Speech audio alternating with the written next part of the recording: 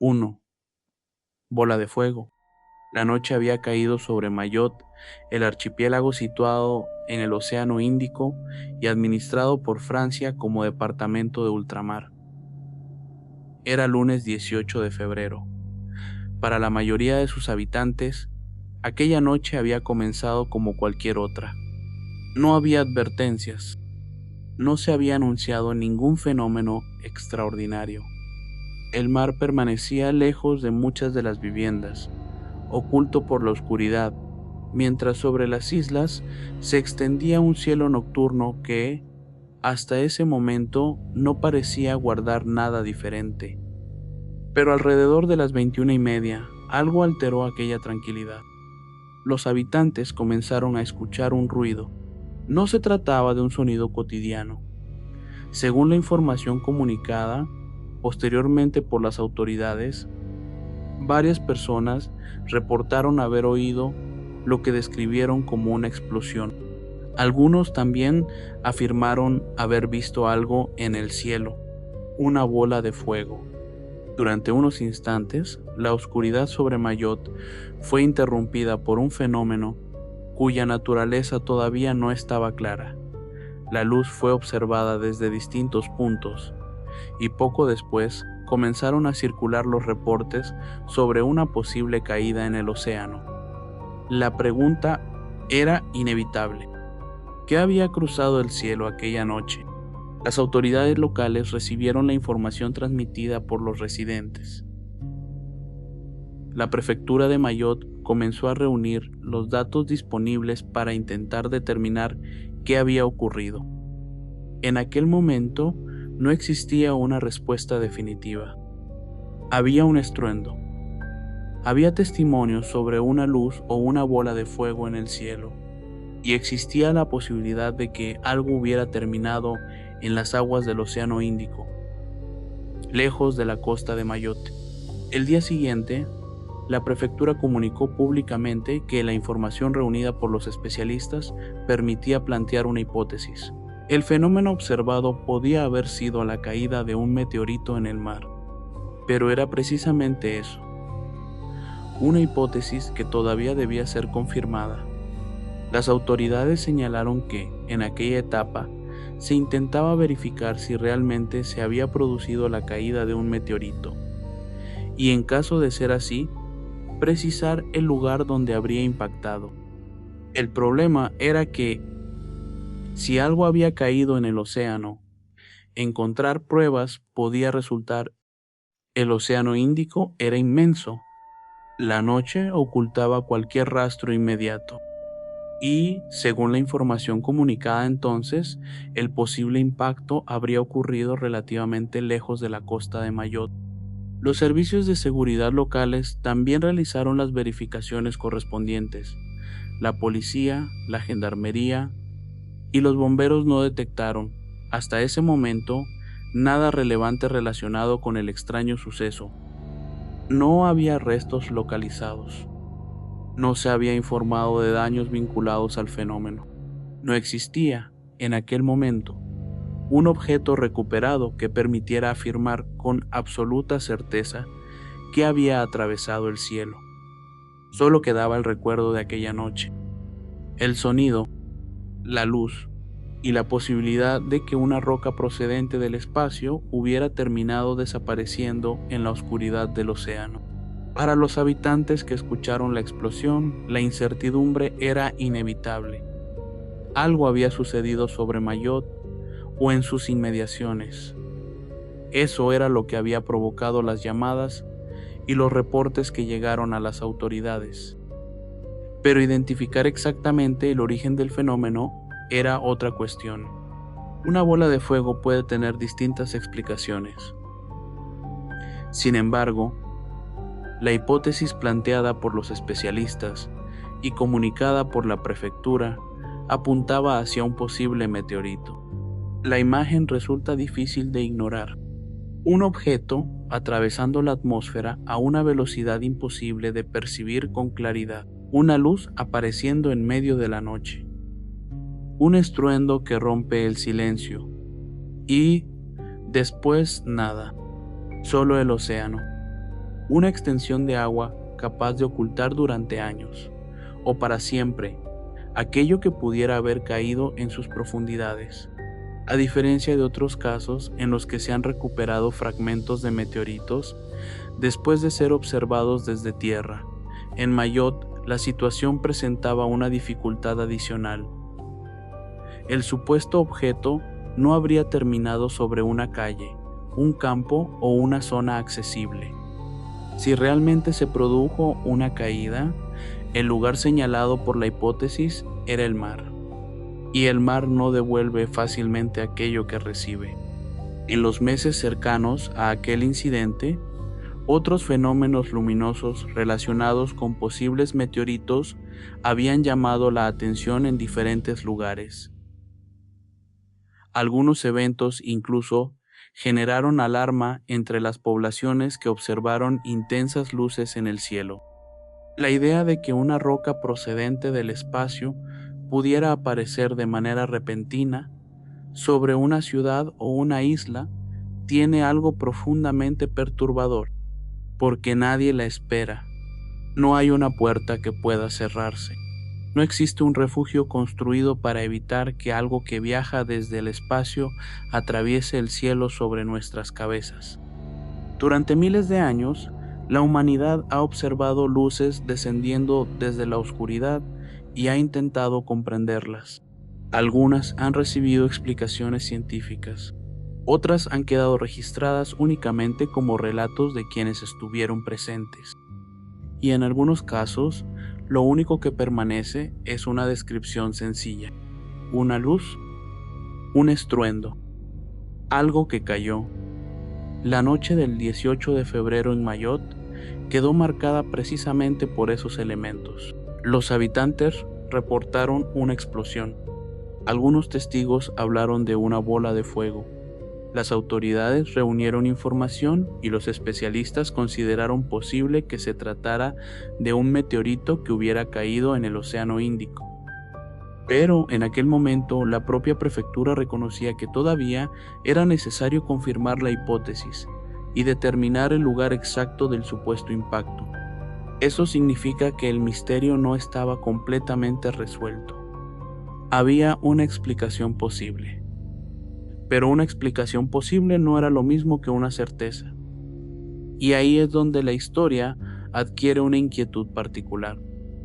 Porque si aquella luz fue realmente un meteorito, entonces su viaje terminó en algún punto del océano, lejos de la costa de Mayotte, después de atravesar la oscuridad del espacio, después de incendiarse al entrar en contacto con la atmósfera, después de ser visto durante unos instantes por quienes miraron hacia arriba. Desapareció bajo una superficie negra e inmensa, quizá en un lugar al que ningún habitante de Mayotte podría llegar, quizá en una zona donde las corrientes y la profundidad borraron cualquier posibilidad inmediata de encontrarlo. O quizá el fenómeno tuvo una explicación diferente que, en aquel momento, todavía no había podido ser establecida con certeza. Eso es lo único que puede afirmarse sin convertir la incertidumbre en una historia inventada. Aquella noche, algo fue observado en el cielo. Se escuchó una explosión. Las autoridades investigaron lo ocurrido, y la hipótesis principal comunicada entonces fue la posible caída de un meteorito en las aguas del Océano Índico. Pero el cielo nocturno no dejó una respuesta escrita, no dejó una señal sobre la superficie del mar, solo dejó un instante de luz que desapareció demasiado rápido, y después el silencio. Tal vez en algún lugar bajo las aguas cercanas a Mayotte exista todavía la respuesta. Una roca desconocida cubierta por la oscuridad y separada del mundo por kilómetros de océano. O tal vez nunca hubo nada que encontrar. Lo único seguro es que durante aquella noche, los habitantes de una pequeña isla del Océano Índico levantaron la mirada hacia el cielo y vieron algo que no pudieron identificar. Después escucharon la explosión, y mientras la noche volvía lentamente a la normalidad, una pregunta permaneció suspendida sobre las aguas oscuras. ¿Qué fue realmente aquella bola de fuego que apareció sobre Mayotte y desapareció en el Océano Índico? 2. Bosque oscuro.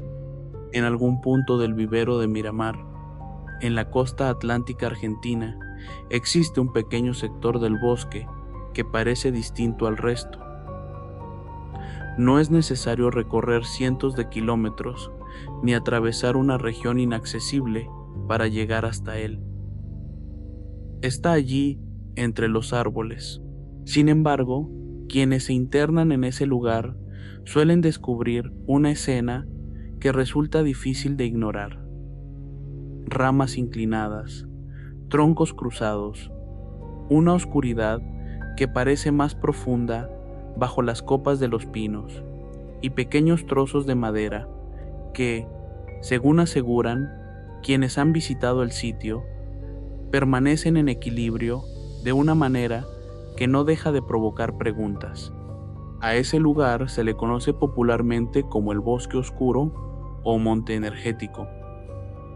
Es uno de los sitios más curiosos y misteriosos asociados a Miramar, y alrededor de él se han formado relatos, teorías y explicaciones que van desde fenómenos naturales todavía discutidos hasta hipótesis mucho más difíciles de comprobar. Pero antes de hablar de energía, magnetismo o fuerzas ocultas bajo la tierra, basta con detenerse en medio de los árboles. El ambiente cambia. El silencio se vuelve más evidente. La humedad permanece atrapada entre los troncos y el olor de la vegetación se mezcla con el de la madera húmeda y la tierra. Los árboles crecen inclinados y se cruzan unos con otros. Al levantar la mirada, las ramas se entrelazan hasta formar una especie de techo irregular que limita el paso de la luz. La claridad del exterior parece quedarse lejos, y es precisamente dentro de ese espacio donde se encuentra el fenómeno por el que el lugar se hizo conocido. Las ramas, pequeños trozos de madera colocados sobre otros, permanecen aparentemente en equilibrio. Los visitantes suelen realizar una prueba sencilla. Toman una rama, la colocan de manera vertical y después apoyan otra en posición horizontal, formando una especie de letra T. Entonces esperan, y la pequeña rama permanece allí. No cae inmediatamente. Puede mantenerse equilibrada sobre la otra, dando la impresión de que existe una fuerza que la mantiene fija en su posición. Quienes visitan el bosque pueden repetir la experiencia con diferentes ramas. El fenómeno, conocido popularmente como lo de las ramitas, se ha convertido en la principal razón por la que tantas personas se acercan hasta este sector del vivero. Y ahí comienza el verdadero misterio, porque una cosa es observar una rama perfectamente equilibrada. Otra muy distinta es intentar explicar por qué ocurre. Durante años, el bosque oscuro fue rodeándose de teorías. Algunas hablaban de alteraciones electromagnéticas. Otras mencionaban la posibilidad de un meteorito enterrado bajo la tierra. También surgieron explicaciones relacionadas con corrientes telúricas, ionización ambiental e incluso con conceptos mucho más especulativos. Entre las versiones populares, también apareció una historia relacionada con un supuesto cementerio indígena, pero ninguna de esas explicaciones debe confundirse con un hecho comprobado. Forman parte de las distintas hipótesis y relatos que han circulado alrededor del lugar. El bosque existe, las ramas existen, y la experiencia de intentar colocarlas unas sobre otras puede realizarse directamente en el sitio. Sin embargo, la causa exacta que muchas personas atribuyen a un supuesto magnetismo continúa siendo objeto de interpretaciones y especulaciones. Una de las versiones más repetidas sobre el origen de la fama del lugar sitúa la historia hacia el año 1989. Según ese relato, un grupo de científicos habría llegado a Miramar para investigar determinadas alteraciones de los campos electromagnéticos que supuestamente habían sido detectadas mediante observaciones satelitales. El punto que habrían elegido para realizar sus mediciones era precisamente ese pequeño monte, de aproximadamente 100 metros de diámetro, conocido por algunos habitantes desde años atrás. Era el llamado Bosque Oscuro. Su nombre no surgía de una aparición ni de un crimen. La razón era mucho más sencilla y al mismo tiempo suficiente para alimentar la imaginación de cualquiera que entrara allí por primera vez. La espesura. Los pinos y sus ramas formaban una cubierta tan cerrada que la luz del sol tenía dificultades para alcanzar el suelo. Durante buena parte del día, el interior del monte permanecía bajo una iluminación tenue, fragmentada por pequeños espacios entre las copas. Desde fuera, podía parecer simplemente otra zona arbolada, pero al cruzar entre los troncos, el paisaje se transformaba. Las ramas inclinadas se cruzaban unas sobre otras. El cielo desaparecía detrás de la vegetación. La humedad se hacía más evidente, y el suelo quedaba cubierto por restos de ramas que parecían esperar a que alguien las recogiera para repetir el extraño experimento. Una rama vertical, otra colocada encima. Un equilibrio que para muchos visitantes parece demasiado preciso para ser casual. Es entonces cuando aparece la pregunta inevitable: ¿qué es lo que realmente mantiene a esas ramas en su lugar?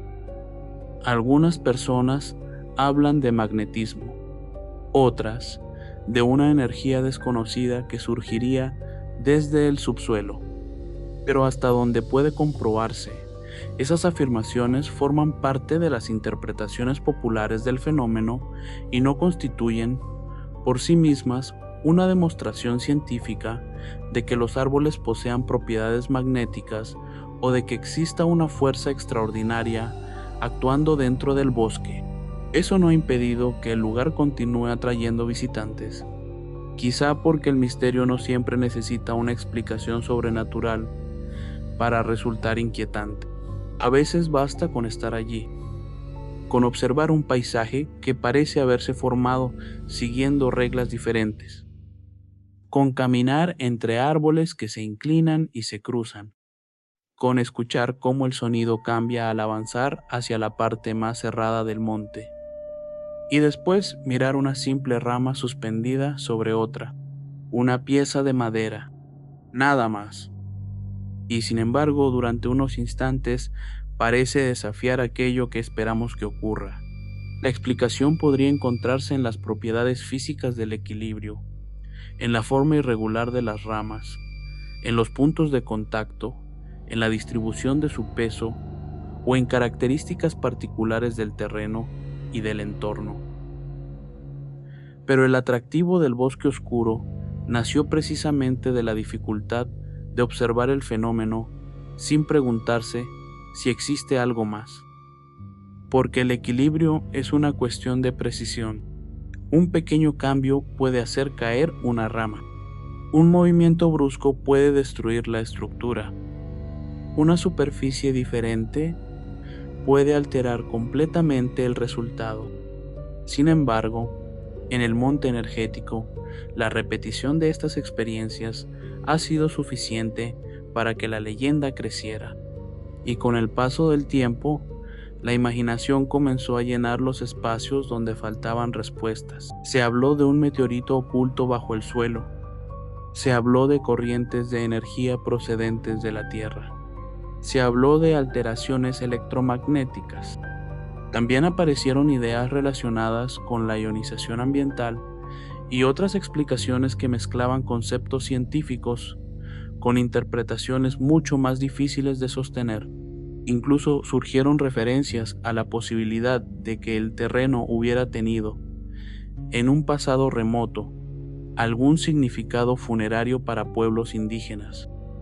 Pero estas versiones no pueden presentarse como hechos. son parte del universo de rumores que rodea al bosque. Y quizá eso sea precisamente lo más inquietante. Nadie necesita demostrar que existe una presencia escondida entre los árboles para sentir que el lugar es extraño. No hay que inventar voces. No hace falta hablar de sombras imposibles. Tampoco es necesario convertir el bosque en escenario de desapariciones o tragedias que no están documentadas. El propio lugar produce una sensación particular. Un pequeño monte oscuro, árboles inclinados, ramas entrelazadas que bloquean parte de la luz, silencio, humedad y un fenómeno sencillo que cualquiera puede intentar reproducir con sus propias manos. Tal vez por eso la historia del bosque oscuro continúa sobreviviendo, porque no depende únicamente de algo que ocurrió en el pasado y que ahora solo puede conocerse a través de un relato. El visitante puede entrar, puede mirar hacia arriba, puede observar cómo las ramas se cruzan hasta ocultar el cielo, puede recoger un pedazo de madera del suelo, puede clavarlo verticalmente, después tomar otro, colocarlo encima y esperar. Ese momento es el centro de la leyenda, el instante en que una explicación sencilla deja de parecer suficiente. La rama permanece, inmóvil, sostenida sobre otra. No hay luces extrañas. No aparece ninguna figura entre los árboles. No existe una respuesta definitiva que obligue a aceptar una explicación sobrenatural. Solo está el bosque y las ramas y la pregunta que ha permanecido durante años alrededor de ese pequeño rincón de Miramar. ¿Por qué ocurre? Las historias populares han intentado responderla de muchas maneras. Algunas versiones llegaron incluso a afirmar que grandes figuras de la física, como Lord Kelvin, Ernest Rutherford, Albert Einstein y Max Planck, recorrieron el bosque sin lograr descubrir su secreto. Sin embargo, una afirmación de ese tipo requeriría documentación histórica sólida, y no debe aceptarse simplemente como un hecho por formar parte de la tradición que rodea el lugar. La leyenda, como tantas otras, fue creciendo. Cada visitante añadía una interpretación. Cada teoría abría una nueva posibilidad. Y cuanto menos definitiva parecía la explicación, más fácil era imaginar que el bosque ocultaba algo bajo la tierra. Algo antiguo, algo desconocido, algo que, según quienes creen en la versión más misteriosa de la historia, alteraría el comportamiento de todo aquello que entra en contacto con ese pequeño sector del vivero. Pero entre todas las hipótesis, hay una realidad que permanece. El bosque oscuro existe. El llamado monte energético existe como un lugar reconocido por esta peculiar tradición local. El ambiente sombrío de sus árboles puede observarse directamente, y el fenómeno de las ramitas continúa siendo la experiencia que alimenta su fama. Quizá algún día una explicación definitiva consiga separar la leyenda de la realidad y revelar por qué tantas personas encuentran algo extraño en ese pequeño rincón del bosque. O quizá la respuesta sea mucho más simple de lo que parece. Tal vez todo dependa de la forma de las ramas, de sus irregularidades, del centro de gravedad y de la precisión con la que una pieza de madera puede descansar sobre otra. Pero incluso entonces quedaría algo difícil de eliminar: la sensación, porque una explicación científica puede describir un fenómeno. No siempre puede borrar la experiencia de haber estado allí, de caminar entre árboles inclinados mientras la luz apenas atraviesa las ramas, de sentir el olor húmedo de la tierra, de escuchar un silencio interrumpido apenas por el movimiento de las hojas, y de detenerse frente a dos pequeñas ramas que, durante unos segundos, permanecen unidas en un equilibrio tan preciso que parecen haberse quedado congeladas en el tiempo. Entonces uno se aleja, deja atrás la oscuridad del monte, vuelve a escuchar el mundo exterior. Y quizá, mientras el bosque desaparece entre los árboles, surge una última pregunta. Si todo tiene una explicación, ¿por qué ese pequeño lugar continúa haciendo que tantas personas quieran regresar para comprobarlo con sus propios ojos?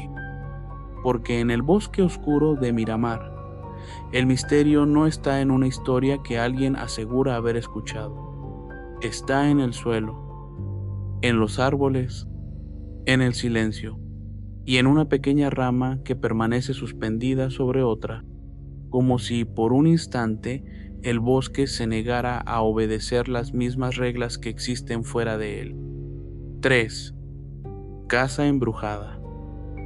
En un pequeño pueblo, apartado de los caminos principales y escondido entre calles silenciosas, había una casa abandonada de la que todos parecían saber algo, aunque nadie contara exactamente la misma historia.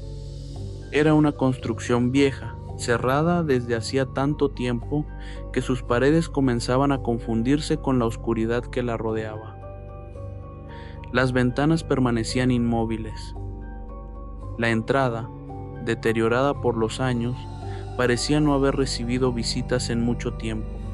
Y, sin embargo, la casa nunca dejaba de ser mencionada. Algunos hablaban de ruidos.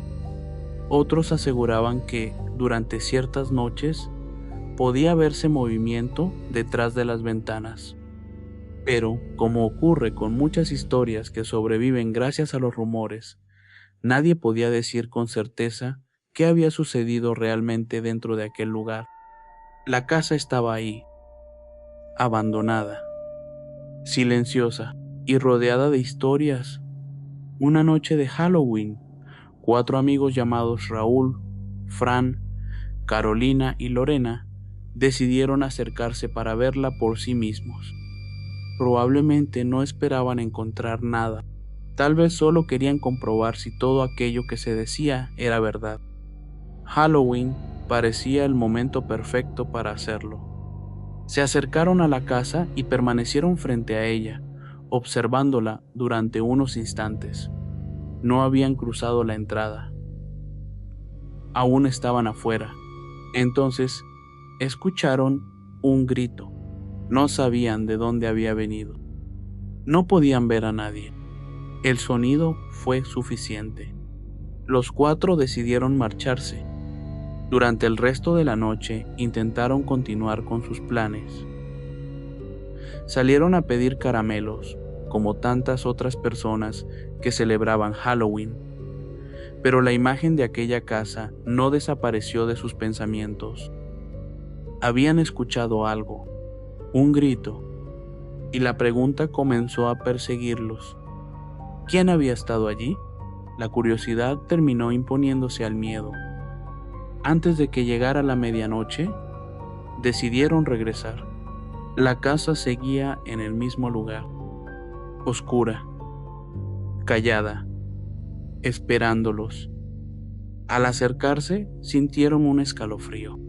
No sabían si se debía al frío de la noche o a la sensación que producía estar nuevamente frente a aquella construcción abandonada. Esta vez, sin embargo, no se limitaron a observarla desde afuera. Entraron. El interior estaba en silencio mientras avanzaban. Cada paso los alejaba un poco más de la entrada. Entonces, una muñeca de porcelana cayó en su camino. El golpe rompió el silencio. Por un momento, los 4 se detuvieron, pero la muñeca por sí sola no pareció convencerlos de abandonar el lugar. Continuaron caminando. La casa comenzó a revelar habitaciones y objetos que permanecían en la oscuridad. Fue entonces cuando encontraron 2 sillas colocadas frente a una chimenea. Allí había una vela y también una caja de música. El ambiente era extraño, pero permanecieron allí el tiempo suficiente para observar aquellos objetos.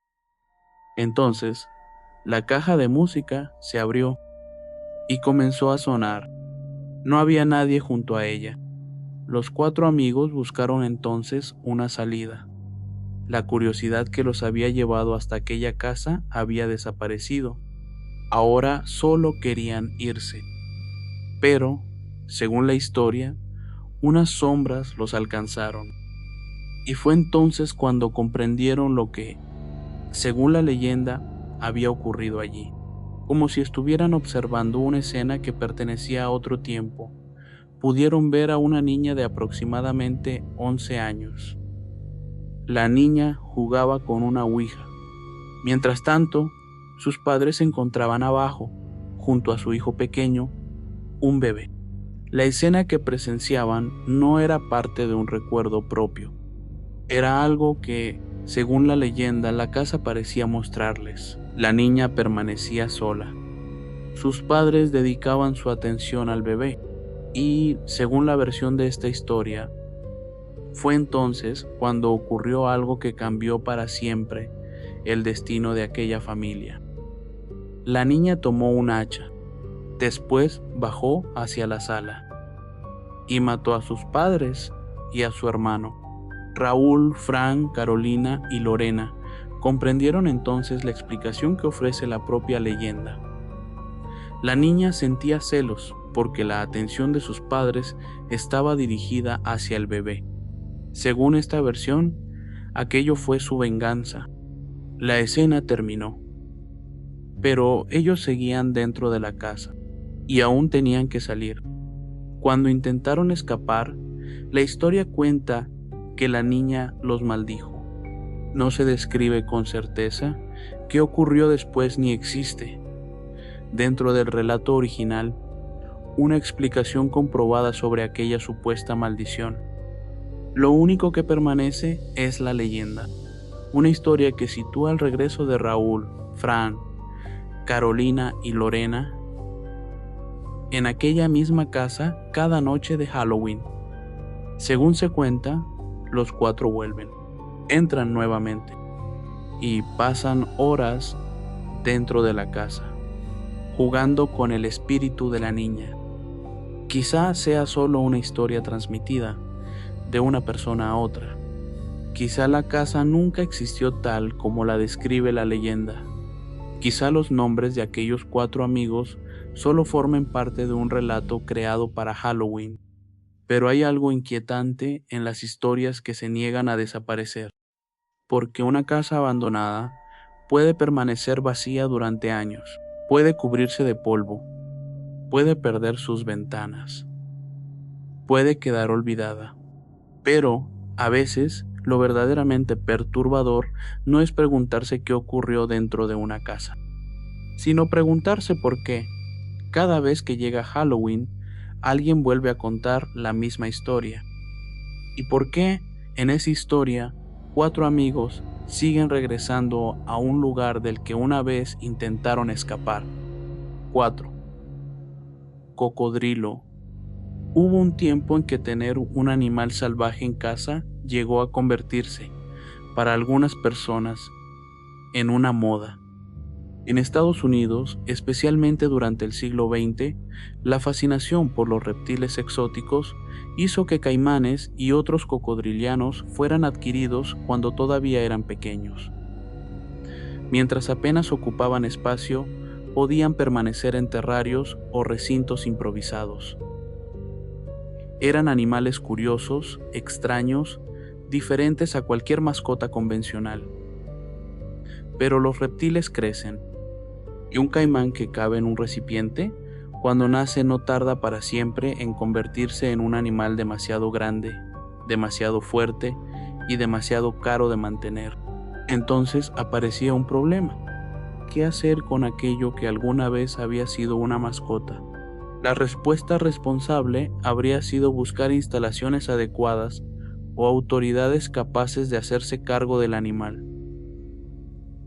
Pero alrededor de esta preocupación comenzó a crecer una de las leyendas urbanas más famosas y persistentes de Estados Unidos: la historia de los caimanes que terminaban viviendo bajo las ciudades. La versión más conocida sitúa el origen de la leyenda en Nueva York. Según el relato popular, Algunas personas habrían comprado pequeñas crías de caimán, muchas veces asociadas en la imaginación colectiva con viajes a Florida. Durante un tiempo las mantenían en sus casas. Sin embargo, cuando el animal crecía y dejaba de ser manejable, algunos propietarios supuestamente encontraban una solución tan sencilla como irresponsable: abrir la tapa del inodoro y tirar al animal. Es difícil imaginar la escena sin pensar en lo absurdo que resulta. Un reptil pequeño desapareciendo entre el agua y las tuberías de una vivienda, arrastrado hacia una red subterránea que nadie ve. Un lugar oscuro, húmedo y desconocido, oculto bajo las calles por las que miles o millones de personas caminan cada día sin pensar demasiado en lo que existe bajo sus pies. La leyenda asegura que algunos de aquellos animales habrían conseguido sobrevivir. Después de recorrer las tuberías, habrían llegado a las alcantarillas. Allí abajo, según esta historia, encontraron agua, oscuridad y alimento. Ratas, restos orgánicos, desechos arrastrados por el sistema de drenaje, y poco a poco el relato comenzó a crecer. Porque una cosa era imaginar a un solo animal perdido bajo una ciudad. Otra, muy distinta, era imaginar que no había muerto. La leyenda decía que algunos de aquellos caimanes habían logrado adaptarse, que, protegidos de la vista de los habitantes y escondidos en los interminables túneles del subsuelo, habían sobrevivido durante años. Después llegó la parte más inquietante. Según las versiones populares, los animales no solamente sobrevivieron, se reprodujeron. La idea comenzó a extenderse de una generación a otra. Bajo las calles, detrás de las paredes de concreto, en túneles por donde corrían aguas residuales y donde la luz del sol jamás llegaba, existiría toda una población de caimanes. Una ciudad debajo de la ciudad, pero no eran caimanes normales. La oscuridad habría hecho su trabajo, o eso decía la leyenda. Con el paso de las generaciones, aquellos reptiles supuestamente habrían cambiado. Las versiones más extremas describían animales sin pigmentación, de piel pálida o completamente blanca. Seres que habían pasado tanto tiempo lejos de la luz que sus ojos ya no servían para ver. Caimanes ciegos, albinos, animales adaptados a una existencia que ningún habitante de la superficie podía observar. Y esa imagen fue la que terminó convirtiendo una simple historia sobre mascotas abandonadas en una auténtica pesadilla urbana. Porque si uno imagina un caimán en un pantano, sabe dónde buscarlo. Si piensa en uno en un río, puede mantener la distancia. Pero ¿qué ocurre cuando el animal está debajo de una ciudad? ¿Qué ocurre cuando nadie puede ver el lugar donde vive? Las alcantarillas no son espacios diseñados para ser explorados por curiosidad. Son una red oculta, húmeda y laberíntica. Bajo el ruido del tráfico, bajo los edificios, bajo las viviendas, existen kilómetros de conductos, túneles y sistemas de drenaje que la mayoría de las personas nunca llegará a conocer. La leyenda aprovechó precisamente ese miedo, el miedo a que algo pueda estar ahí abajo sin que nadie lo sepa. Algunas versiones añadieron otro elemento todavía más perturbador: personas que bajaban al subsuelo, indigentes que buscaban refugio durante el frío, trabajadores encargados del mantenimiento, personas que por una razón u otra se internaban en lugares donde la ciudad desaparecía y solo quedaban la humedad, las tuberías y el sonido constante del agua. Según las versiones más oscuras de la historia, algunos de ellos habrían desaparecido después de descender. La explicación, por supuesto, era inmediata: Los caimanes. Sin embargo, aquí es donde resulta necesario separar la leyenda de aquello que puede comprobarse. La historia de los caimanes albinos y ciegos que dominan las alcantarillas se ha transmitido durante décadas como una leyenda urbana. Sus detalles cambian según quien la cuente. No existe una base que permita aceptar como hecho comprobado la existencia de una población subterránea de caimanes mutados que gobierne las cloacas de una gran ciudad. Eso no ha impedido que la historia sobreviva. Al contrario, cada generación parece encontrar una nueva razón para contarla. Y quizá eso se debe a que la leyenda no nació completamente de la nada. La presencia de animales salvajes en sistemas urbanos de drenaje y la liberación irresponsable de especies exóticas son problemas reales. La historia popular, sin embargo, tomó esa posibilidad y la llevó hasta un territorio mucho más oscuro. Porque una cosa es saber que un animal puede escapar o ser abandonado.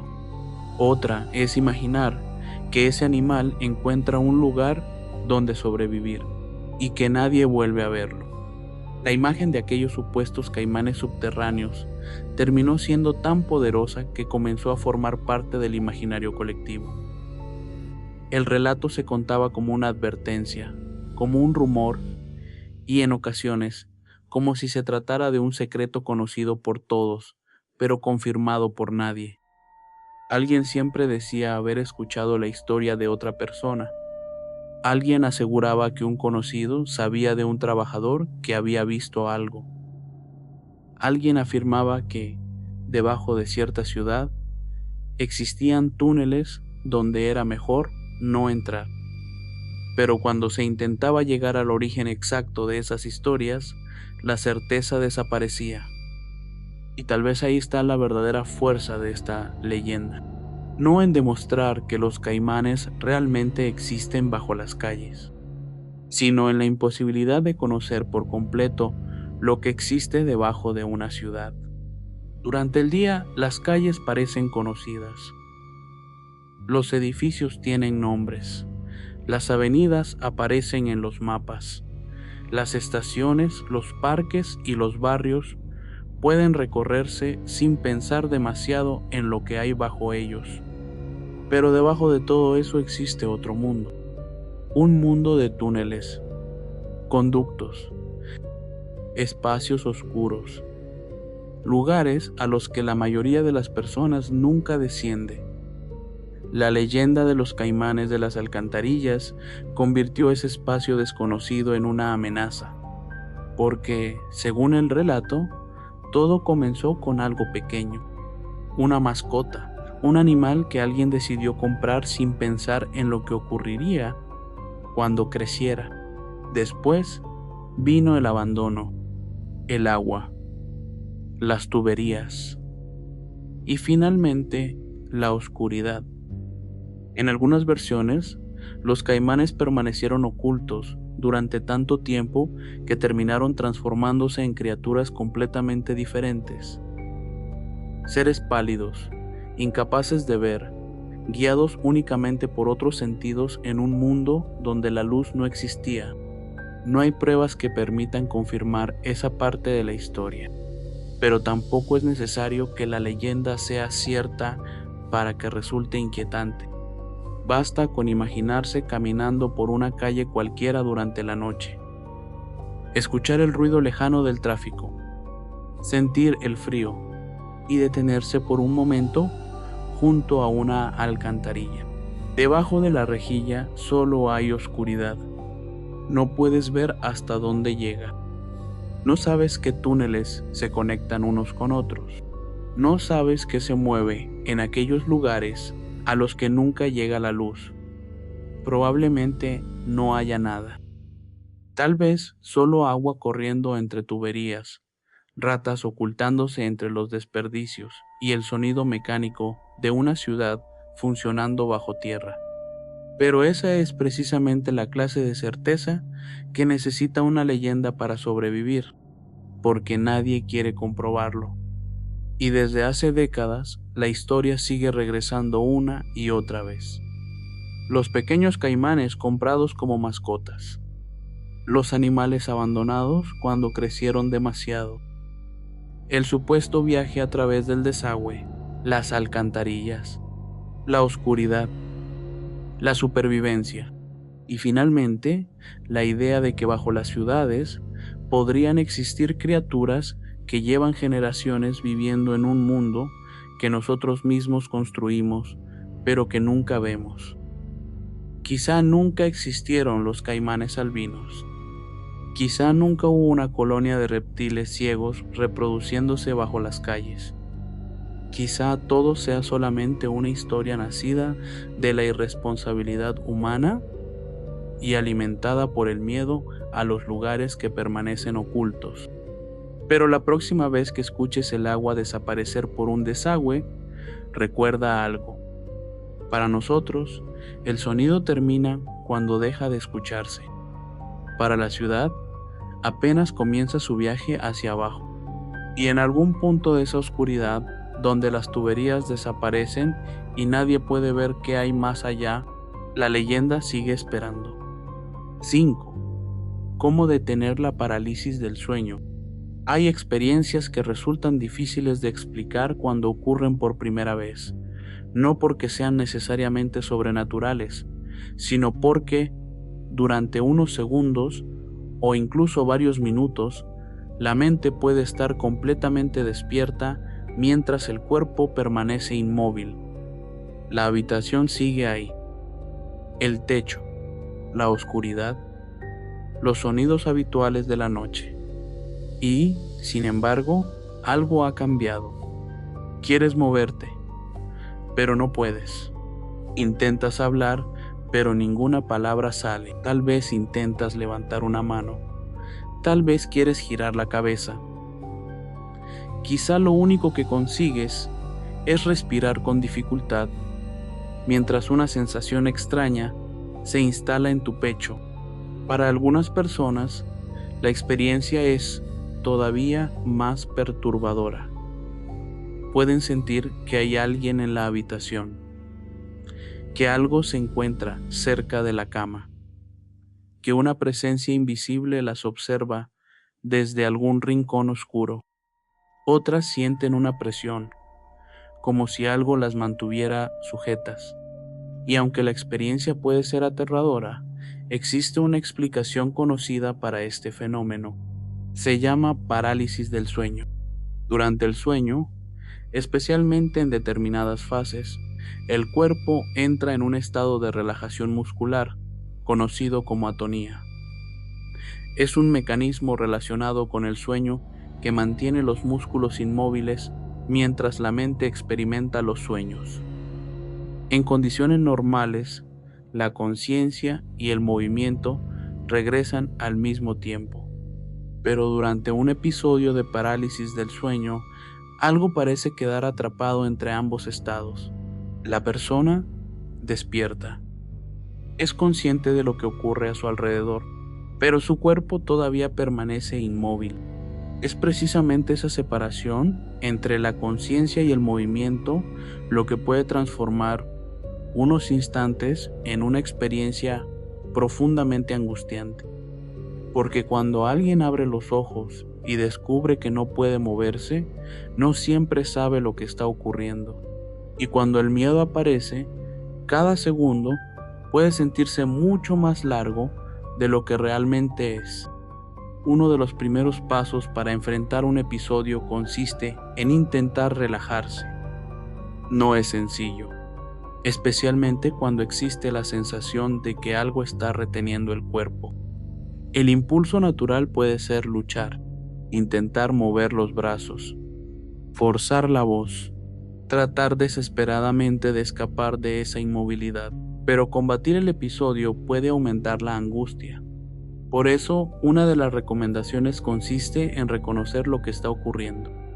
Repetirse mentalmente que se trata de una parálisis del sueño, que es un estado pasajero, que el cuerpo se encuentra temporalmente en una fase de inmovilidad relacionada con el sueño, y que aunque la experiencia pueda sentirse aterradora, esa sensación no significa necesariamente que exista un peligro real en la habitación.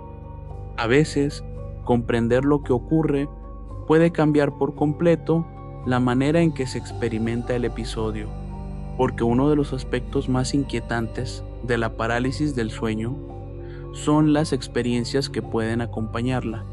Algunas personas pueden tener alucinaciones, pueden creer que alguien está cerca, pueden sentir que hay una presencia en la habitación, incluso pueden experimentar la sensación de que algo las toca, las observa o las retiene. En ese momento, la experiencia puede parecer absolutamente real. La habitación parece la misma. Los ojos están abiertos o la persona tiene la sensación de estar despierta. La mente interpreta lo que ocurre. Y sin embargo, el cerebro todavía puede encontrarse en una transición entre el sueño y la vigilia. Por eso, una de las recomendaciones más importantes es recordar que esas percepciones pueden formar parte del episodio. No es necesario descubrir quién está en la habitación. No es necesario luchar contra una presencia. No es necesario encontrar una explicación sobrenatural. Lo primero es comprender que la mente puede producir experiencias extremadamente convincentes, mientras el cuerpo permanece atrapado temporalmente en ese estado. Y aunque saberlo no siempre elimina el miedo, puede impedir que el pánico tome el control. También existen pequeños movimientos que algunas personas utilizan para intentar salir del episodio. En lugar de concentrarse en mover todo el cuerpo, pueden intentar dirigir la atención hacia una parte pequeña.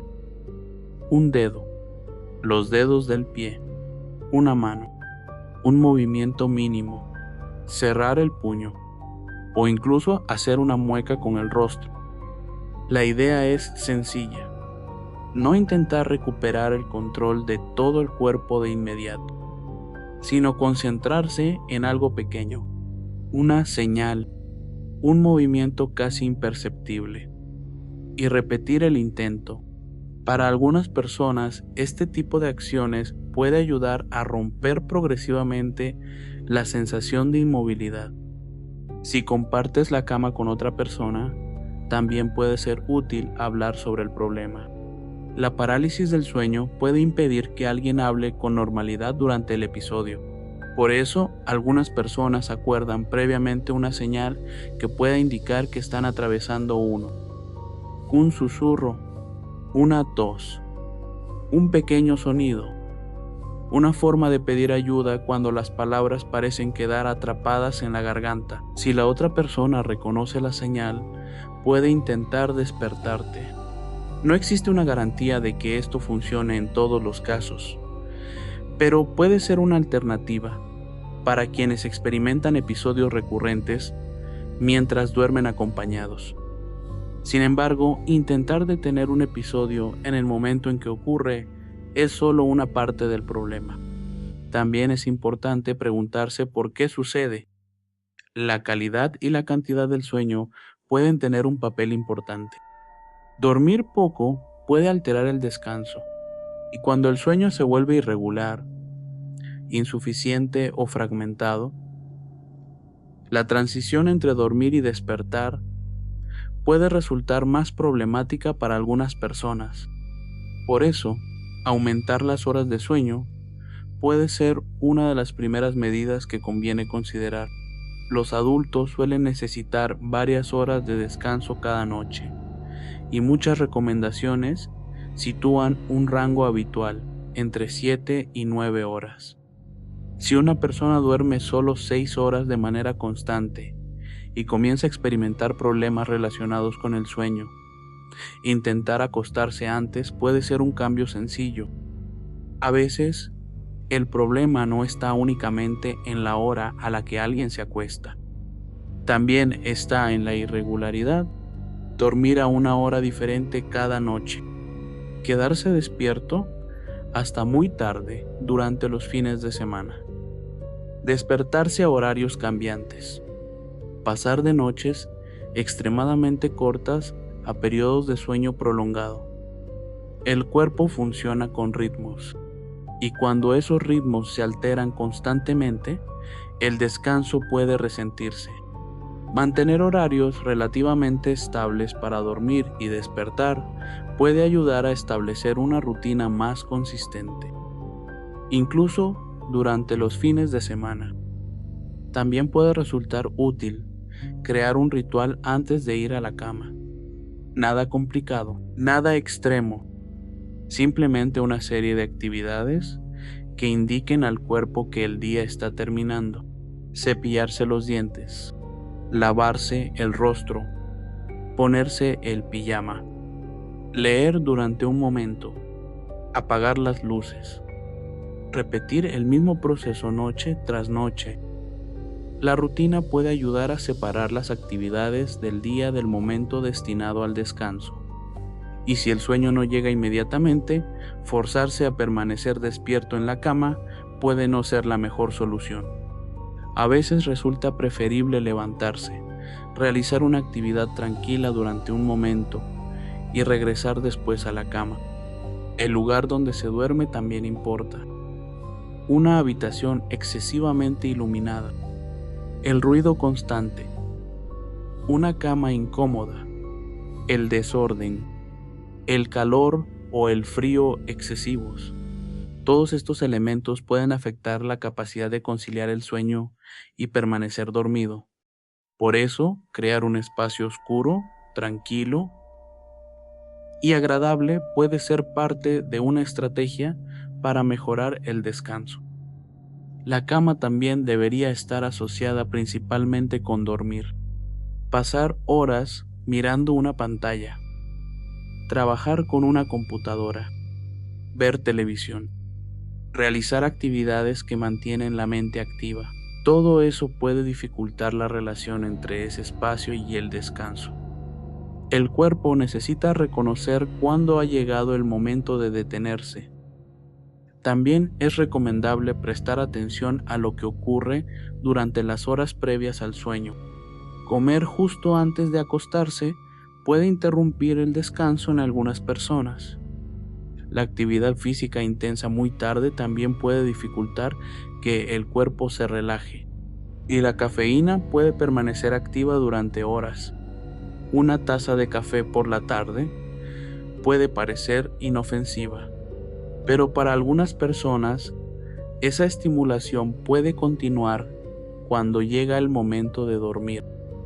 Limitar las bebidas con cafeína durante la tarde o la noche puede ayudar a mejorar la calidad del descanso. La relajación también puede convertirse en una parte importante de la noche. Respiración profunda, relajación muscular, una ducha o un baño, estiramientos suaves, yoga, música tranquila. No se trata de utilizar un método milagroso.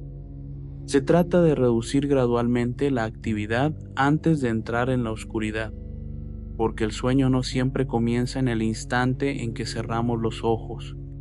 El cuerpo necesita realizar su propia transición, y cuanto más alterado, cansado o irregular sea ese proceso, más difícil puede resultar descansar adecuadamente. Sin embargo, hay algo importante que no debe ignorarse. Aunque la parálisis del sueño puede ocurrir como un fenómeno aislado y no suele indicar por sí misma un trastorno grave, también puede estar relacionada con otros problemas del sueño. Entre ellos se encuentra la narcolepsia. Por eso, cuando los episodios son frecuentes, persisten o continúan a pesar de mejorar los hábitos de descanso, es recomendable consultar a un médico, porque la experiencia de despertar sin poder moverse puede parecer una historia de terror. Y en el momento en que ocurre, puede sentirse como si algo hubiera entrado en la habitación, como si una presencia invisible estuviera observando, como si el cuerpo hubiera dejado de responder justo cuando más necesitas que lo haga. Pero conocer lo que sucede puede cambiar la manera de enfrentarlo. La próxima vez que despiertes y descubras que no puedes mover una mano, que tu voz no responde, que la habitación parece demasiado silenciosa y que tu mente empieza a preguntarse si realmente estás solo. Intenta recordar una sola cosa: tu cuerpo puede seguir dormido mientras tú ya has despertado.